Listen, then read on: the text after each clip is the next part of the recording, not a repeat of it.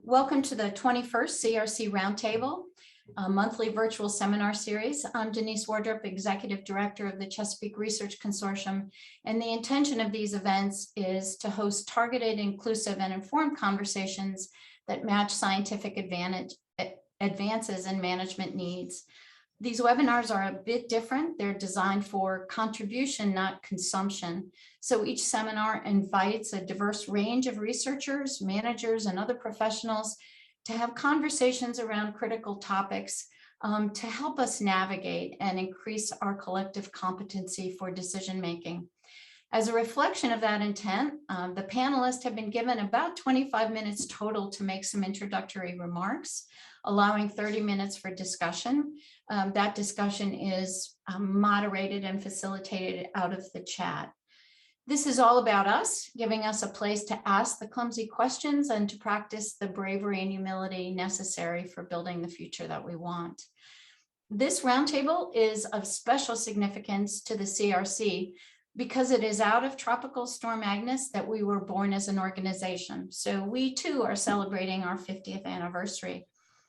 The birth of the CRC represented a multi-institutional gathering of scientific resources to respond to a major event and learn what we could as quickly as we could to inform future decision-making and action. Agnes is a midwife, not only to CRC, but to many of our individual professional journeys as well. At each of these webinars, we've begun by answering the question of why this topic at this time and by these speakers. And I'd really like to recognize Maggie Dunn, who's a risk analyst and the Mitigation Division Outreach Coordinator at FEMA Region 3 for her help in organizing this topic. We are pleased to welcome Dr. Tom Horton as a special guest to facilitate and moderate and to answer that question of why this topic at this time by these speakers. Tom's professional story is connected to Agnes, and his knowledge and coverage of the Chesapeake Bay and watershed may well be unequaled, except perhaps for Carl Blankenship. And so, Tom, you have the floor. Thank you, Denise. Welcome to the 50th anniversary of something we hope never happens again, but probably will. Agnes was, I think, the most impactful storm that ever hit Chesapeake Bay. Now, I'm sure in previous millennia, there may have been storms as big or bigger, but they would have fallen on a much, much more resilient watershed. And there are people in the audience today like Grace Brush who can amplify that. Agnes, coming in June 19th to 23rd of 72, was kind of personally humbling to me. Half a century later, I would say out of the thousands of pieces I have written on the Chesapeake, that may have been the biggest story I ever got. And it came so new into my career. I'd been a reporter for 2 months that I didn't even get bylines from the Baltimore Sun then.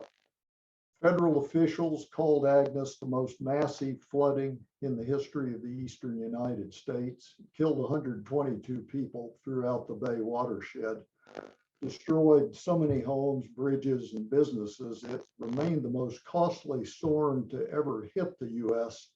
until Andrew hit Florida in '92. The thing about Agnes really wasn't the wind, never got over 45 up in the Bay region. It was the scope of it. It was truly a pan-watershed event, except for maybe the Delmarva Peninsula. At the time, I read that people were saying if you had a dam at the mouth of the bay, just the rainfall from Agnes would have raised it 2 feet. Flooded a couple hundred blocks of Richmond at the James, which peaked 70 times above its normal flows. Rock Creek Park, 15, 16 motorists were killed instantly when flooding above anything ever recorded washed their cars into the Potomac.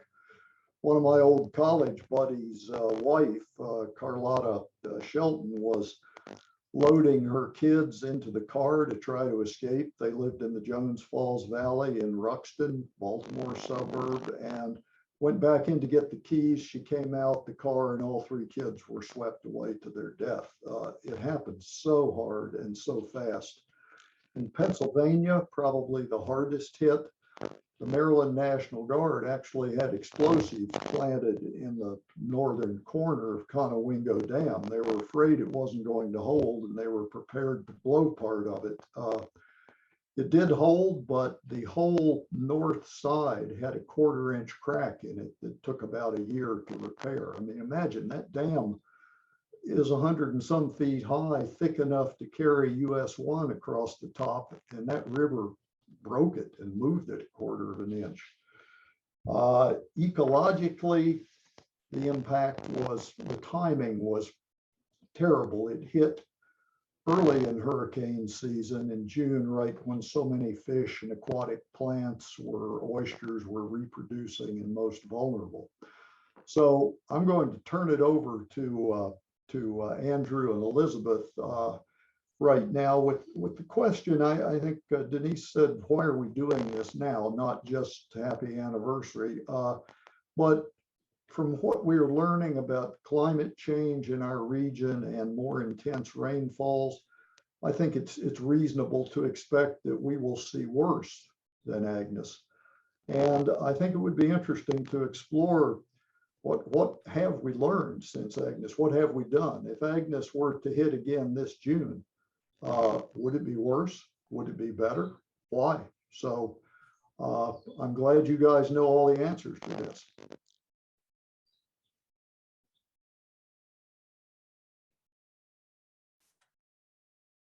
I think that's my cue. All right. Good afternoon, everybody. I'm Drew Dayhoff, Executive Director of the Susquehanna River Basin Commission. Susquehanna River, obviously, the upper half of the Chesapeake Bay watershed, and bore the brunt of the rainfall from Agnes. If I had to offer as a summary, sort of a lasting legacy of Agnes, or why we're still talking about it, I think it is because of, as Tom mentioned, it's a watershed, truly watershed-wide event. And the fact that we're still talking about it today is significant. There's 2 things in particular, I think, that we are still learning and still talking about. Generally, there's an awareness now that we are vulnerable to that type of event, even being an inland basin. And as Tom said, likely to happen again, and possibly could be worse. So there's an awareness that our communities are vulnerable and that we need to do everything we can to build resilience, to not prevent, but to withstand as best we can a future event of similar magnitude. And the second takeaway, an awareness that there's potential for tremendous impact to the Chesapeake Bay of a similar event. So with that as introduction, I will like to get into a little bit more detail about both of those and offer some information about what we've been doing over the past 50 years. I'm going to attempt to share my screen, offer some slides.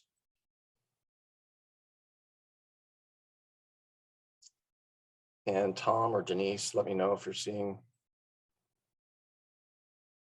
my slides. We can see them. Yep, they're there. We can see them, but you might want to go to presentation. Oh, there you go. Thank you. One step ahead of me. All right, well, we learned in the 70s, we knew that the Susquehanna Basin was flood prone, but Agnes really drove that home, as well as Hurricane Eloise 3 years later. This is the governor's mansion in Harrisburg. Truly devastating events that really focused us on need to be prepared for flood events. So in the aftermath of an event like that, I think it's natural that the first thing people do is say, how do we prevent this? How do we keep this from happening? This is a shot of the flood wall along the Susquehanna River in Sunbury, Pennsylvania. You can see on the lower right photo, it did its job, and just barely, but it prevented the river from entering the town of Sunbury. And you can see the sentiment of the people there expressed on the wall. So naturally, I think people say, well, we need to do more of this. Not really feasible from a cost benefit basis. expanding the flood protection that we had just wasn't worth the money.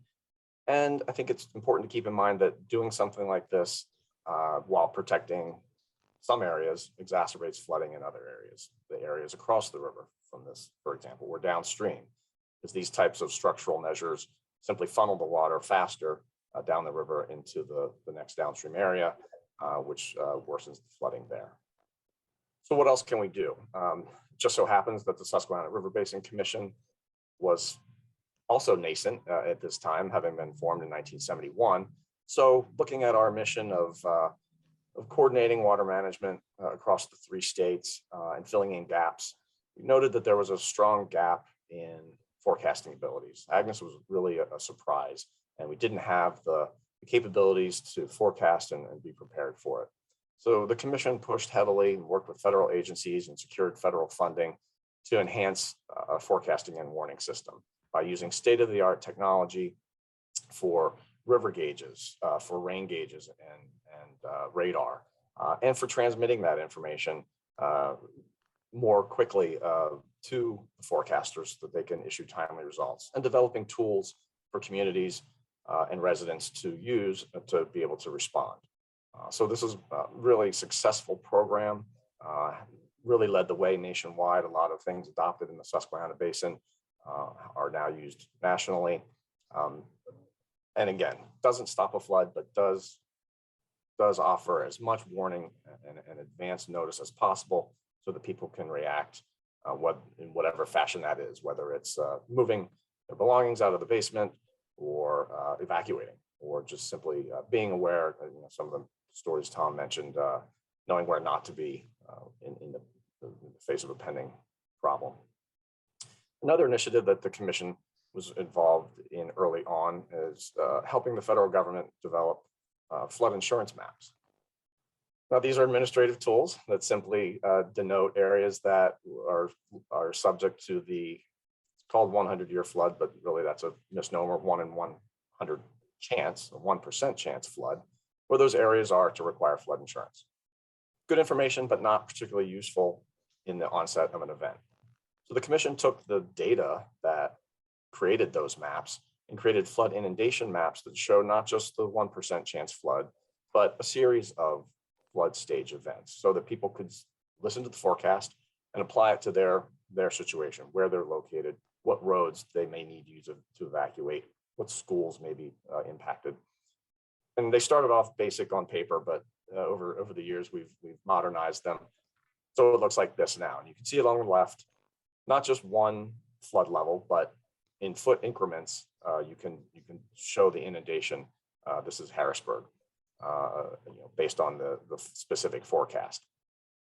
More than that, you can zoom into a specific point. This is SRBC's headquarters, and get some more detailed information for the chosen flood event. And this is, I've chosen the Agnes level event. And it gives you information such as the projected depth, somewhere between 5 and 7 feet. So that's very useful in terms of looking at a forecast, hopefully 36, 48 hours in advance, and having some idea of how to react.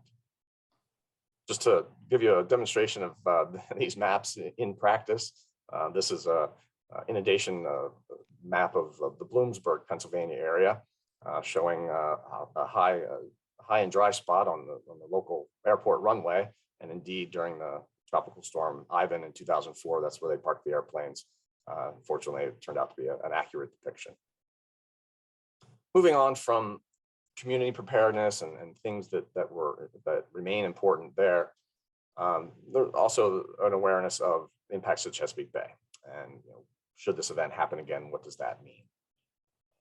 Tom mentioned the Conowingo Dam. This is an image of it issuing through all of its floodgates. First time all the floodgates needed to be opened, just enough to pass the flow of the river. Very devastating on the bay. This is not from Agnes, but it gives you a visual of what type of contribution the Susquehanna River can have to the Chesapeake Bay during an event like this. We've learned a lot since then. Monitoring of nutrients and sediments in the river began in earnest in the 80s for the purpose of aiding bay restoration. And from that, we've learned that about 80% of the contribution of the sediment nutrients occurs during these high flow events. Scour behind the Conowingo Dam occurs at about a third of the flow of the Agnes event. So, it doesn't have to be an Agnes type event to move that type of sediment into the bay, but, a less frequent event, but it does happen routinely and will continue to happen. Tom mentioned the timing of Agnes, and that was particularly devastating to the Chesapeake Bay in June, really in a critical part of the growing season. We've since learned that floods that happen later in the year, such as some floods we've had in September and October, not as impactful to the bay because the critical part of the growing season is not happening. There's an ongoing concern should another event like Agnes occur. The impacts and the devastation to the bay will be dramatic because it's still undergoing restoration, and really strong question of whether it could withstand another event like that. And to us, that's why it's so important to us and our partners that we continue the efforts to do what we know we need to do, restoring natural function of our streams and our waterways and watersheds and wetlands to be more resilient to these types of events, and to continue to reduce the non-point source pollution that is so efficient at delivering this type of sediment to the river during these events. So that's a snapshot of the things that we've been doing and will continue to do in doing our best to prepare for a future event. And I look forward to a discussion and appreciate your time. Is that my clue, Denise? Yes, thank you very much, Andrew. And some of those pictures are pretty stunning. And Elizabeth, you have the floor. Well, thank you. And now for something completely different. Andrew just did a wonderful job giving you the technical background on Agnes and on flooding in general. And I was asked to speak more from a personal viewpoint as someone who survived Agnes in Northern Virginia. I grew up in Northern Virginia, which makes me a Yankee to much of the rest of the state. And I was 10 years old when Agnes hit.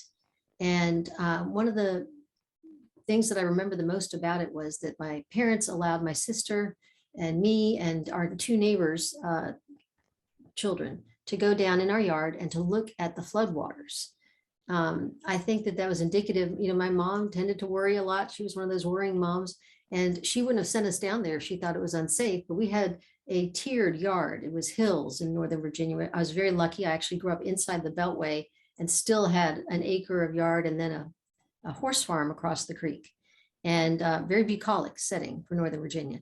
And she let us go down to the top of the second hill to watch, because the floodwaters had risen up to that point in the yard. And afterwards, I just remember the whole lower yard being devastated and full of trash. There was trash caught in the fence all along there.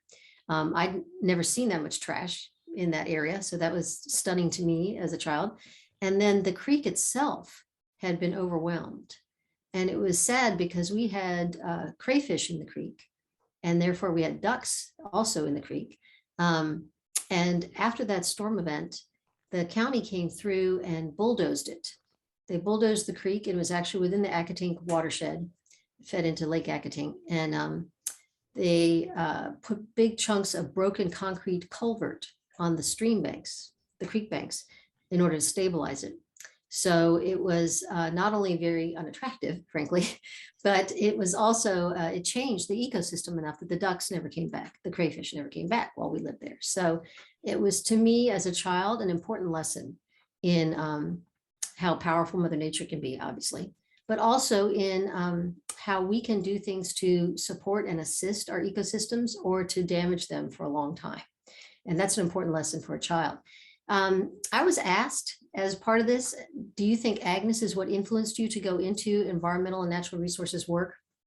And I think partially, but even more so, I had a grandmother who was very respectful of nature. And from the time I was young, she would bring me plants for my birthday gifts. We would garden together. And she would tell me as we walked through the woods down there in the yard, if we saw a snake, you don't touch it. It's part of their world. So a general respect for nature. And she was a painter. And I'm going to ask Lauren to share with you now a photo of one of her pictures. She would just come and quickly do painting sketches in our backyard. And this was that creek after the event. And you'll notice all the boulders along the creek. And my sister reminded me that those were actually the chunks of broken concrete culvert. And she switched them in the painting to boulders. And we asked her, that's not what is there. You know, how can you change that? She said, artistic license. I'm going to make them boulders. So she did. But it gives you a sense of just how much hard infrastructure material was put down there in this creek and how much it changed it. So thank you, Lauren. That's fine. So my takeaway personally, the legacy of Agnes was to teach me to respect Mother Nature, particularly because, you know, I remember times with my family talking about preparing for things. I do not recall us sitting around the table and talking about preparing for Agnes at all. It was a tropical storm coming up by that point, right? It had lowered down until it hit North Carolina and got all that extra moisture. You know, the wind speed had dropped, and I think it took a lot of people by surprise because it hooked back around with all that moisture. And that's an important lesson that we need to learn because more and more we are predicted to have these strong and unexpected and perhaps unnamed storm events, rain bombs that will take us by surprise. Tom mentioned Rock Creek and that devastating flash flooding. You know, that type of riverine flooding, but also the urban stormwater flooding is still our nemesis. I have family in Louisiana, and in August of 2016, there was a big unnamed storm event. It was not being tracked on the Weather Channel. It just simply a rain event that hovered for 5 days, and it blew out their stormwater infrastructure. So I have one family member who had about 9 inches of fairly clean stormwater throughout her home and had to replace her floors and drywall. And another one who had 6 feet of muddy riverine water and fish left on her windowsill when she got back to her home. And I give that example, and I often give that to my students as well, because it shows you one storm event can trigger multiple types of impacts, and we have to be prepared for that. So one of the legacies of Agnes is that I hope that people, when they look today at the pictures of the bridge at the Occoquan River, and they read about the Rock Creek flash flooding, that we take to heart that we have to plan for that, because we still aren't at the spot where we're planning enough for that. So with that, I'm going to hand it back to Tom, I think. Denise, do you want to pull some things from the chat, or do people have questions, or would this be a good time to show that slide that I think I gave Lauren to make? Sure. Something that's always been intriguing to me, and I can talk just a minute about that. Go ahead, Tom, and I think you had a question to start off the discussion, and then I will start monitoring the chat. Well, people often ask, has the Bay ever recovered from Agnes? And I kind of looking at this is freshwater inflow into the Bay historically from the 50s through the 80s, USGS data, including the Potomac, so down into Virginia. And what you see is we had been sort of living in a fool's world as far as keeping all of our sins on the land, paving, urban toxics, increasing farm fertilizers, all the stuff we were doing here in the 50s through the 60s. The 60s was literally the drought of record. That was when Washington, D.C. worried about running out of drinking water, and the Corps offered to flood about 2/3 of the watershed by building big dams and lakes. I think they only got 1 out of 16 done, fortunately. But, you know, the fact is there wasn't much coming off the landscape from 1950 until Agnes. I personally think we might have seen some of the declines that first began to attract our notice in the Chesapeake, loss of SAV, increasing oxygen deficits. Might have seen them a bit earlier if you'd moved this wet period back to the 60s. But here, the 70s, even if you took Agnes out, it was wet, wet, wet. So, you know, there was a lot more going on, kind of good for low runoff and bad for high runoff, even if Agnes hadn't occurred. So always been intriguing to me. I often show that slide to my students. Nature can still rule.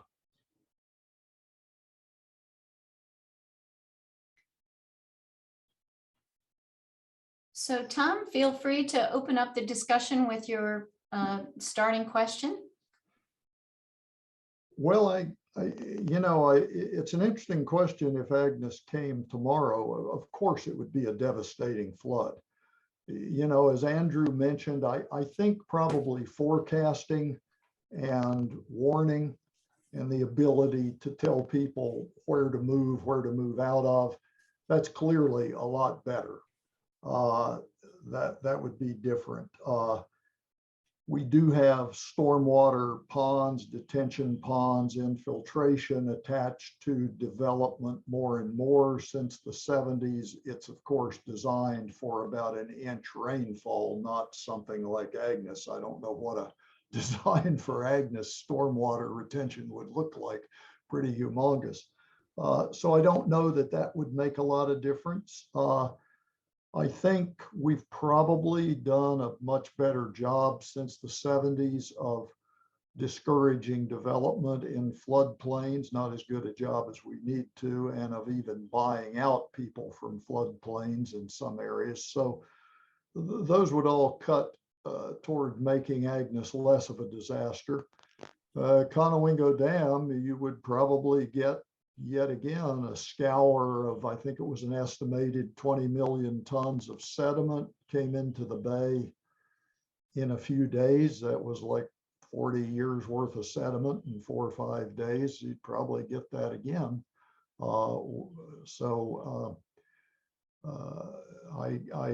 suspect kind of back of the envelope, Agnes would be pretty close to as disastrous, although I suspect the loss of life might be less.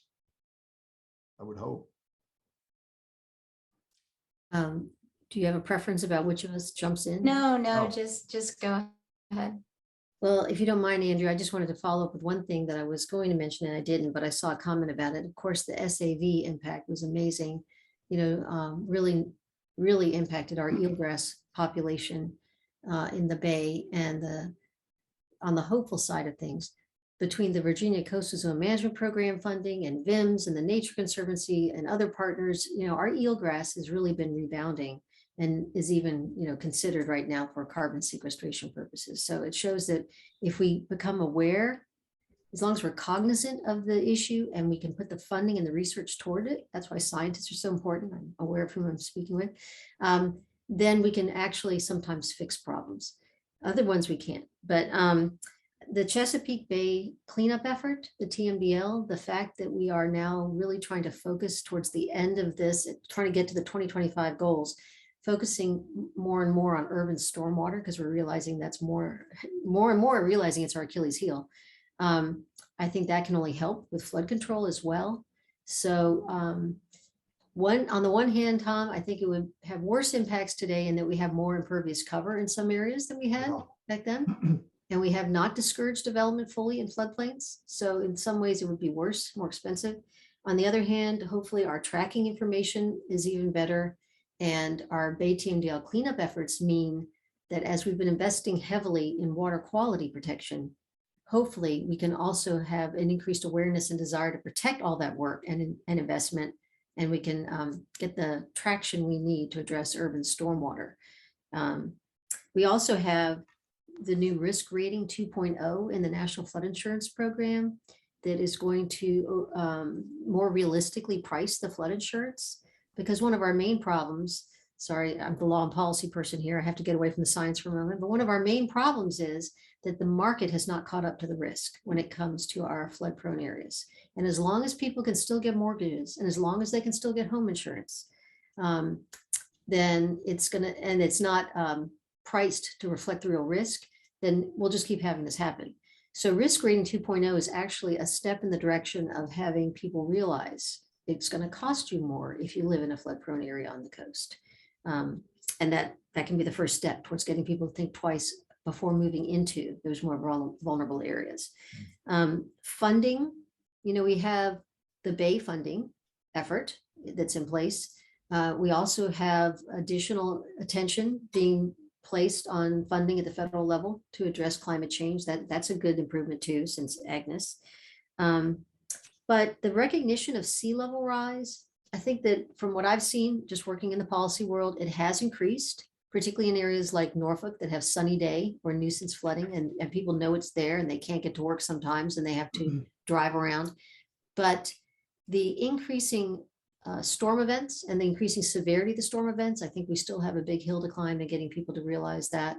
We have a new IDF curve, but still there's a long way to go on that. Yeah, I think my sort of outlook combines what Elizabeth and Tom have already covered. I don't have much rosier outlook than Tom. Should Agnes occur again today, it would be devastating. I would echo Tom's supposition that loss of life would not be as bad, and I would add loss of property, hopefully, again. And not just because of the tools, the inundation mapping and the better forecasting and warning, that's certainly helpful. But people remember, people still talk about, well, in Agnes, the water level was here. They've maintained their awareness over the years. They know if it hits, they hear this, they know to lift belongings out of the basement. If it hits this level, they know there'll be water in the first floor. So there's a keen awareness, which is great, but after 50 years, that's going to be lost more and more. So there are some efforts to document that type of information, that sort of personal knowledge, and make it more readily available and at the disposal of residents and emergency responders should another event occur. But that's going to be a very important tool, because the fact of the matter is we built so many of our communities and infrastructure on the floodplain, and they're not moving off. Well, some structures very slowly, one by one, are relocated, but that's a very daunting task and not likely to happen. So it would be devastating, and likewise to the Bay. There's a comment about the impacts to the Andrew, there's a question I see here from Jeff Corbin, who, oh, do you want to wait on that, Denise?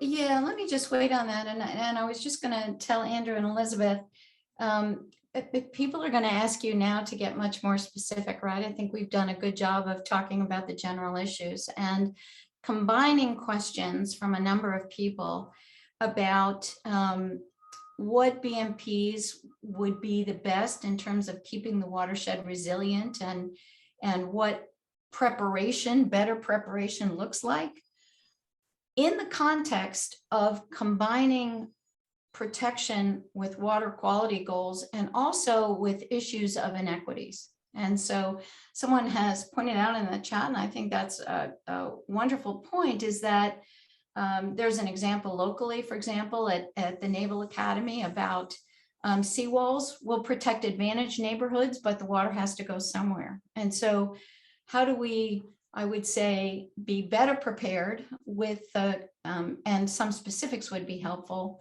on things that are potentially able to both be protective of human life and property, but also of the environmental considerations, and also have a sensitivity to avoiding inequities where possible. So how about we flip the order, and Andrew, I'll let you address that first, and then we'll go to Elizabeth. Sure. Such a big question, but a very important one.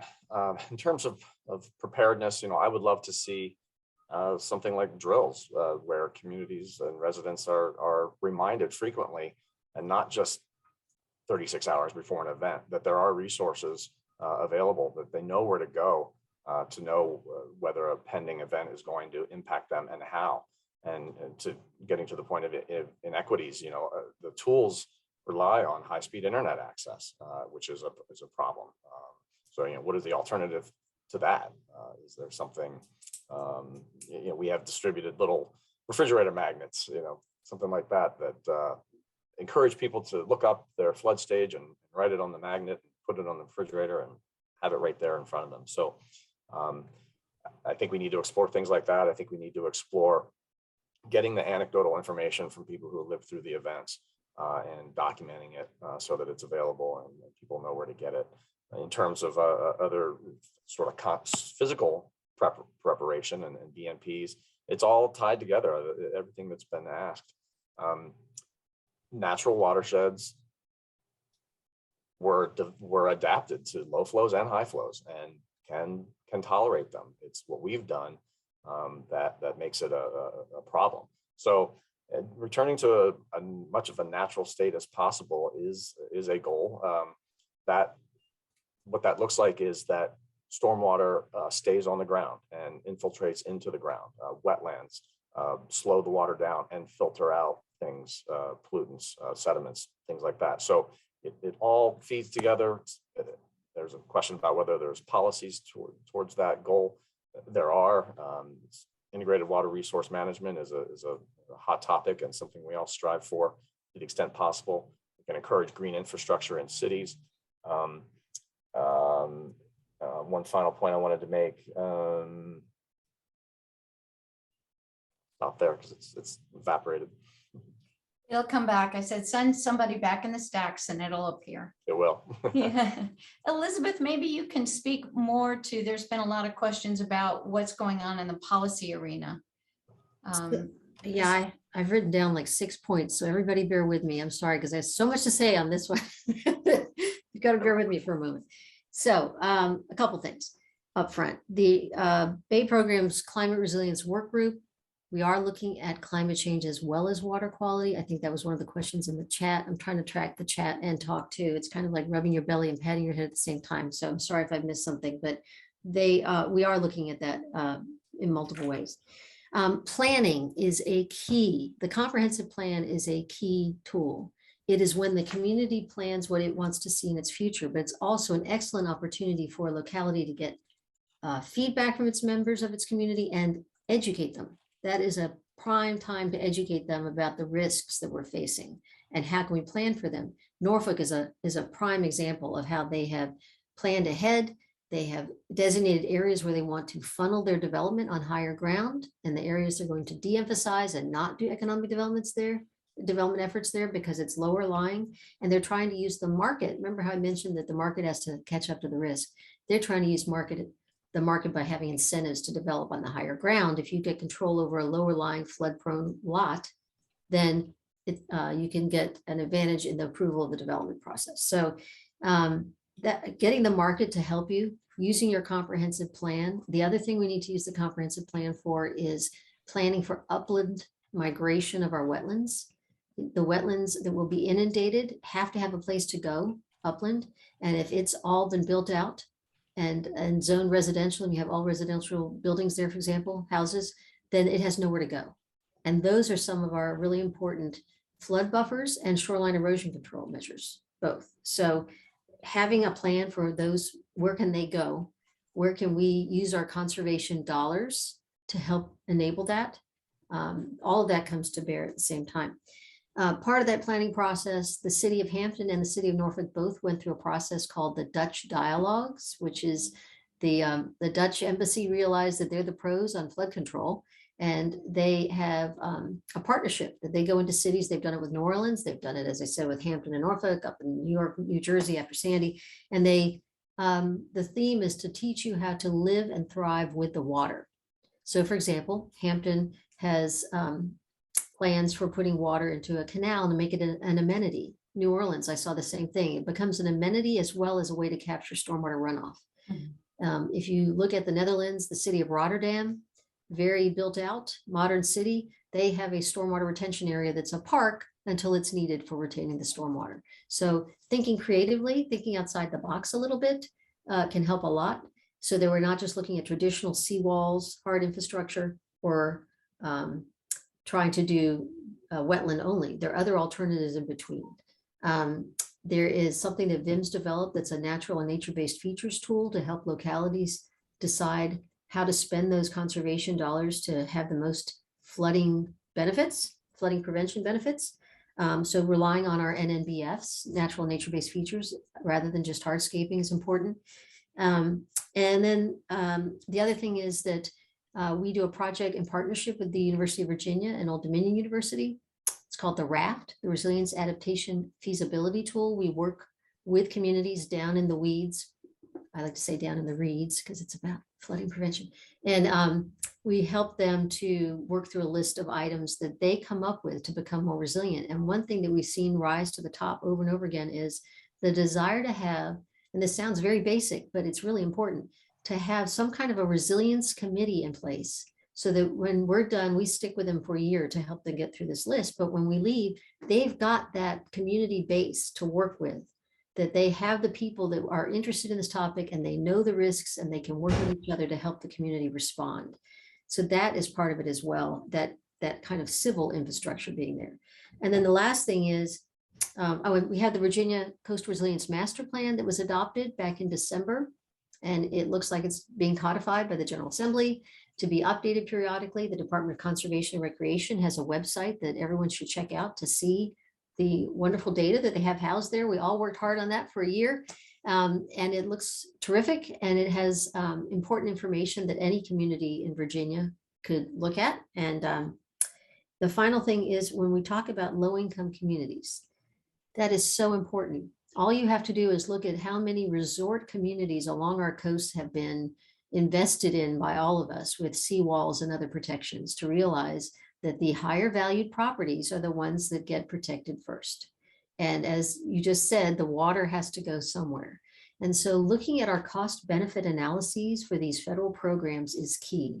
And how do you recognize in a low income community that the property values may be lower, but it has really high subjective cultural and social value to its residents, right? That's not a criterion on the list.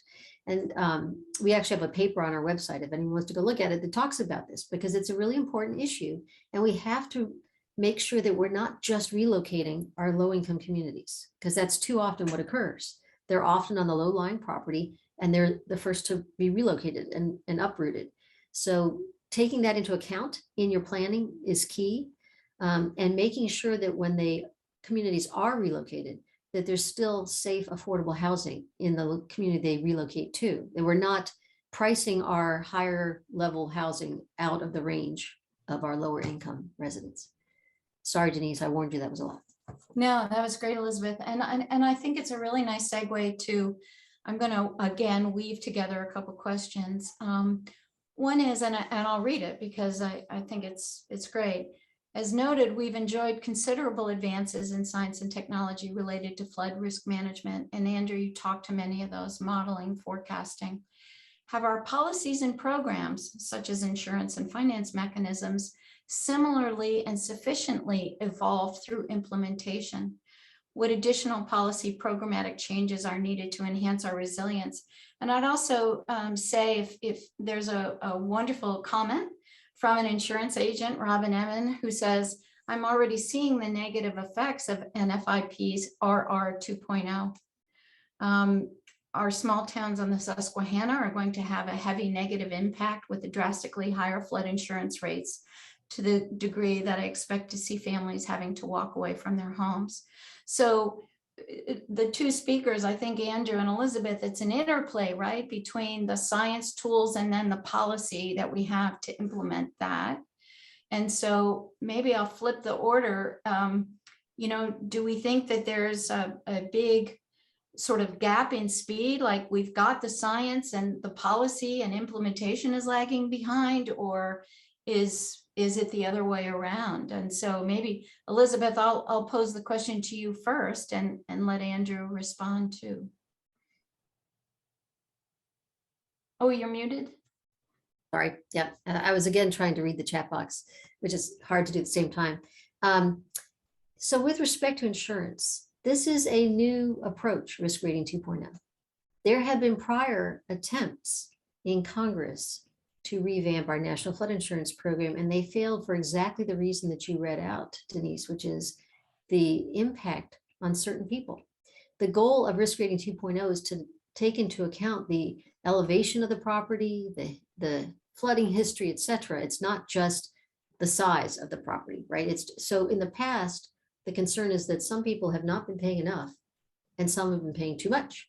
And so trying to make it more specific to the property. Some people are going to have lower rates and some are going to have higher. And that's exactly right. It's a really difficult thing for some people.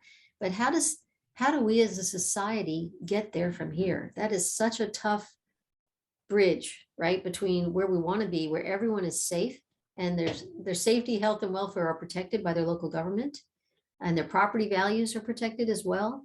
And what we have today, which is some people are going to have a hard hit from flood insurance, which is going to prompt them to probably leave. They can't afford their home anymore. Some people are going to get to the point where, due to flooding history or flood insurance rates, they can't sell their home. And that's a really scary concept, right? That's the crash and burn that we need to avoid. We have to figure out a glide path for our communities to where they can back away from the vulnerable areas without having an economic crash for both their residents and for their own tax base. And so that's one of the dilemmas that the state's trying to deal with in our Coastal Resilience Master Plan. That was a subject of a lot of discussion. How do we get there? How do we help these localities? How do we give them the tools they need to realize the risk, plan for the risk? And for example, Norfolk, over time, we're going to move people out of those areas by putting our development up here on higher ground. And having a developer put a conservation easement, purchase a property in fee simple, or put a conservation easement on it and get it so it won't be developed, that's an important thing because it takes it out of the market. But the developer is not going to want to hold on to it permanently, probably, and the locality doesn't want to get ownership of it and have to maintain it and lose it off its tax rolls. So those are the dilemmas that we're still working through. We don't have automatic answers to any of that because they are difficult questions, but we're trying to work through and find innovative ways to deal with it at the local level. In the Middle Peninsula, the Planning District Commission has a program called Fight the Flood, where they're trying to match up residents to funding that's available, loans and grants for shoreline stabilization, for example, for elevating their home. But again, elevating your home is a short-term fix because your road is flooded, your driveway is flooded, your septic system's flooded if you're in a rural area. And if you are elderly or disabled, you have to have an elevator now to get into your home that works during a flooding situation. So some people like to say, look, raising up a house is the ultimate best fix. Well, it's not the ultimate fix for a community. Something else has to happen. Yeah. So I hand it to Andrew. Thanks, Elizabeth. Great. Andrew. Yes. So I'll preface my comment by saying, warning everyone that I am an engineer, which not only by training, but also by personality, which means I am practical to a fault. So the simple answer is we know what needs to be done.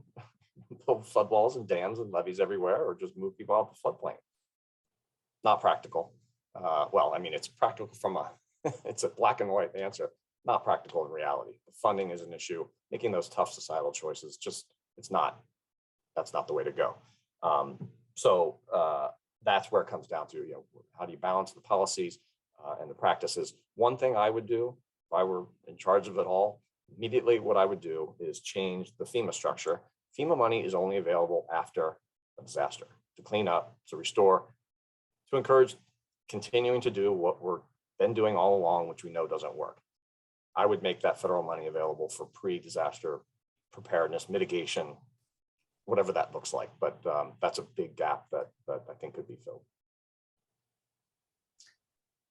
Great. Okay. I am going to ask what I think is a fascinating question, and is really takes some thought, and let me get to it. And it really is timely, and it has to do with the recent congressional infrastructure bill earmarks $50 billion for protecting against floods and droughts, heat waves, and wildfires. I'm going to ask each of you, how would you recommend, and Andrew, this gives you a chance to be, ruler of it all. How would you recommend that be spent to enhance flood resilience in the watershed? And keeping in mind, I think, all the dimensions of the challenge that we've been speaking about.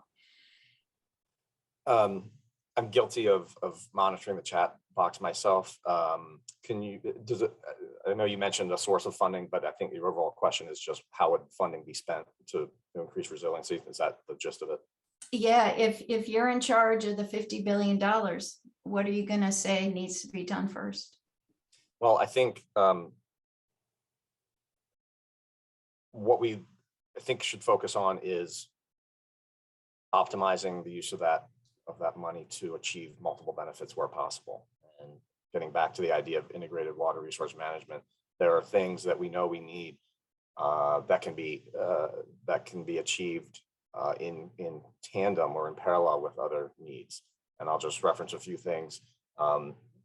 By restoring watersheds and wetlands to their natural state, or whether that's more open space, you achieve a couple things. That allows stormwater to infiltrate, which does a couple things. It reduces flash flooding. It reduces the quantity of water and how quickly it enters streams that eventually coalesce into a river flood. It recharges our groundwater, which is important when it's not raining. That's the source of our drinking water. That's the source of base flows in streams. And to the extent that we shunt that water off or prevent it from infiltrating, that's to our own detriment of our groundwater resources. There's also an element of protecting our source water by having these clean and more naturally functioning watersheds that don't minimize the impact or threats to our drinking water sources. So there's a lot of overlap there. So first thing I would do is identify what those opportunities are, where we can seek those co-benefits and prioritize implementing them where we get serve multiple purposes for one project. Thanks, Andrew. Elizabeth, you're in charge of 50 billion. Queen for the day. That's awesome. Well, first of all, I think it's important to note that there is a place for hard infrastructure. For example, one could argue to protect something like the naval base in Norfolk, right? But on the other hand, as was noted earlier, the water has to go somewhere. And there's this great quote that I have from the then commander of the Norfolk Naval Base back in 2016, where he said, we could hard armor the entire base if we wanted, but we still have to get people here. And they have to get their personnel there and their utilities there. So hard armoring is not always the big answer we think it is, but it can play a role. The Dutch, I remember I was talking to a Dutch professor a couple of years ago that I met with, and he said, you know, we hard armored so much of our shoreline, and if we could do it again today, he was a hydrologist, he said we wouldn't do that because we've changed our ecosystems of our inland bays and everything has shifted. So the role of green infrastructure, I think, is key. It provides the co-benefits that Andrew was talking about, right? It provides water quality filtration and habitat and shoreline erosion control, and it also provides flood control if used well. So I think I would invest primarily in that, but also in community connection and engagement and education, because until we know what the risk is, if I know an area is vulnerable, I'm much less likely to go and build a house there. So it can at least help to stem the tide of new development, which is a separate question from what we do with existing development, right? Where the house is someone's primary investment, and it's very hard to say to someone, well, just pick up and leave when they have nowhere else to go and no money anywhere else to invest. So natural and nature-based features, green infrastructure, I think is the way to go. But you still have to, as part of your planning, look at hard infrastructure when necessary. But that community component piece, that's what I've learned through the raft. It's that getting the people in the room in a community that can effectively say, okay, I know where the elderly are. Because, by the way, the needs of the rural areas are much different than the needs of the urban areas, right? Mm-hmm. And so in an urban area, you might know where the senior homes are, and in a more rural area, they might be more spread out. So you need to have at the table all these different stakeholders that can help you assess where your vulnerabilities are. So that takes time and money. It takes a lot of effort to get down into the weeds in each community, but I think that has to happen. Elizabeth, you couldn't have given a better segue, and I was going to invite Maggie Dunn to come on screen. Hi, Maggie, and just thank her again for the help in organizing this session. To remind everyone that we send the unasked questions in the chat to the panelists for comment and send those responses back to you all with a link to a recording of the webinar. Just want a reminder, but Maggie, can you speak to that outreach and education need that Elizabeth so graciously gave you the perfect avenue for? Sure. My name is Maggie Dunn. I'm the outreach coordinator for FEMA Region 3. So we're in Philadelphia, but cover Pennsylvania, Delaware, Maryland, Virginia, West Virginia, and DC. And I will drop my email in the chat too, so folks have it. There's lots of conversation that connects to FEMA here, and just wanted to thank everybody because I'm really excited to see emergency managers and watershed professionals talking together. I think we need more and more of that. And just to address a few things. So there has been an interest in more outreach, and that's part of my role with FEMA. And actually with Risk Rating 2.0, we have done quite a bit of outreach with our insurance professionals and hoping to kind of help them have the tools to speak well with their clients so that they understand what is changing. And also note that there is a real affordability need there, and that, you know, FEMA continues to work with Congress on kind of how we can make the flood insurance program work for people, both to give a good, accurate interpretation of risk and also have insurance for those folks who really do need it and have it be affordable. And so I think that Elizabeth mentioned comprehensive plans, and I also wanted to speak to the value of hazard mitigation planning and how that is also an opportunity to take your long-term comprehensive plans, which are looking at land use and where we can develop and how we use our floodplains, and thinking about projects that are actually going to reduce risk and doing the community engagement at that point to get the projects into the plan so that we can really take advantage of the funding. Andrew mentioned the fact that there's a wealth of post-disaster funding. That's true, but actually the funding that is coming before disaster has grown recently. And I think that that is a very positive development for everybody on this call. And it's happening in coordination with the infrastructure bill. So now is a ripe time to think about hazard mitigation and what kind of projects we can do. And kind of take advantage of some of that long-term planning. And so from an outreach perspective, you know, we're looking to make connections. We have a lot of university partners that are here as well, and FEMA's recently been connecting better with them. We had a great conversation in Pennsylvania recently about how we can leverage the technical expertise from universities to really support our communities, and some of that great work is already happening. So those are a few comments briefly from the FEMA perspective. Just wanted to thank everybody. And again, I'll provide my contact information and follow up on the questions that Denise sends our way. Okay, thanks a lot, Maggie. And I think we just have a minute or two left, and I will give that to Tom, Elizabeth, and Andrew for maybe a parting comment. And could Tom, I say something, please? Hello? Yes? Sorry to interrupt. This is Sanford Bennett. I just want to clarify about 406 and 404, just a quick example. We don't just address a damaged area. So say a roof blows off, it's how the wind load will transfer all the way through the building. It might be a larger system. Same with a channel, you know, with a retaining wall. Some of the wall might, but it's going to affect all these other. So we look at everything as a system. So just before I go, just be clear, don't make generalizations about 406 and 404. So Okay, thank you, Sanford. Okay. I guess I would close by thanking everyone for the clarification on pre-disaster mitigation. I'm glad to hear that I was misinformed on that, and that it's growing.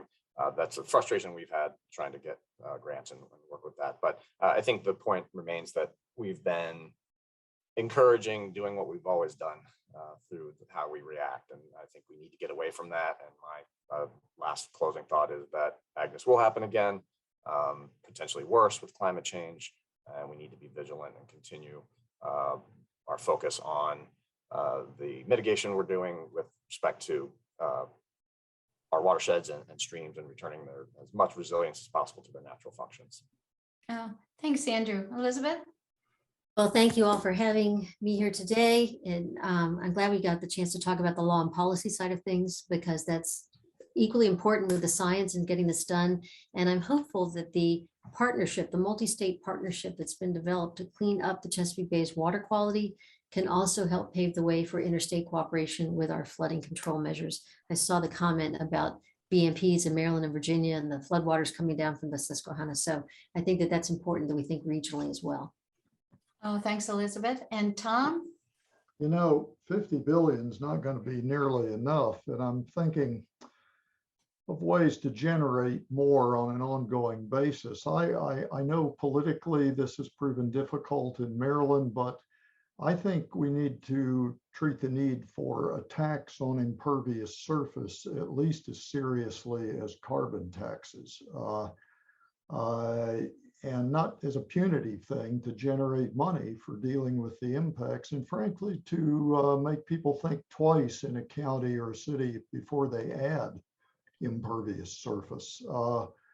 I would get some more money by stopping all the huge federal and state subsidies for beach erosion for the Ocean City, Maryland's, the Rehoboth Beach, Delaware, so forth. So I think it's going to take a hell of a lot of money applied to everything from hard infrastructure to buying out people who are trapped. And we got to figure some serious ways to generate it. And I think there are some logical ways to generate it.